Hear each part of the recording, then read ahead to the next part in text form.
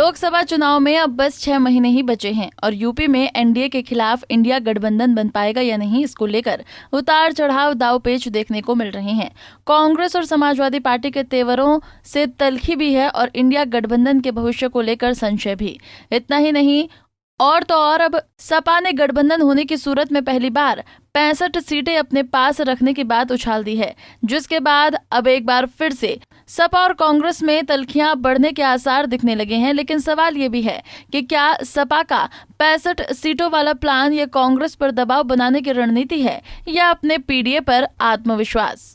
ये सवाल अब चर्चा में है।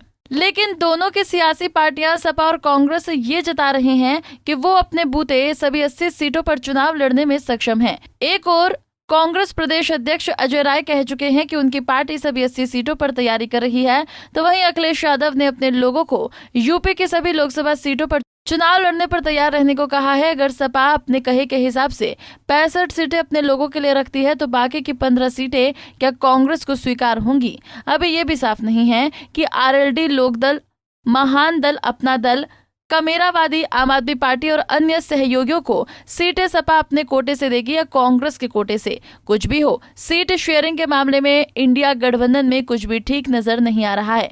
वैसे जानकार कहते हैं कि सपा का ये पैंतरा केवल दबाव बनाने की रणनीति और अपनों में जोश भरने का तरीका है। भाजपा सरकार से निजात पाने को बने इंडिया गठबंधन की जरूरत कांग्रेस को भी है तो सपा को भी, जहां इनके जुड़ने से पीडीए यानी कि पिछड़ा, दलित, अल्पसंख्यक और सवर्ण साथ आ सकता है और वो प्रभावी हो सकता है। लेकिन अगर दोनों अलग लड़े तो दोनों को नुकसान की संभावना प्रबल है, जो ना तो कांग्रेस चाहेगी और ना ही सपा, क्योंकि इंडिया गठबंधन बना ही है बीजेपी को सत्ता से बाहर करने के लिए।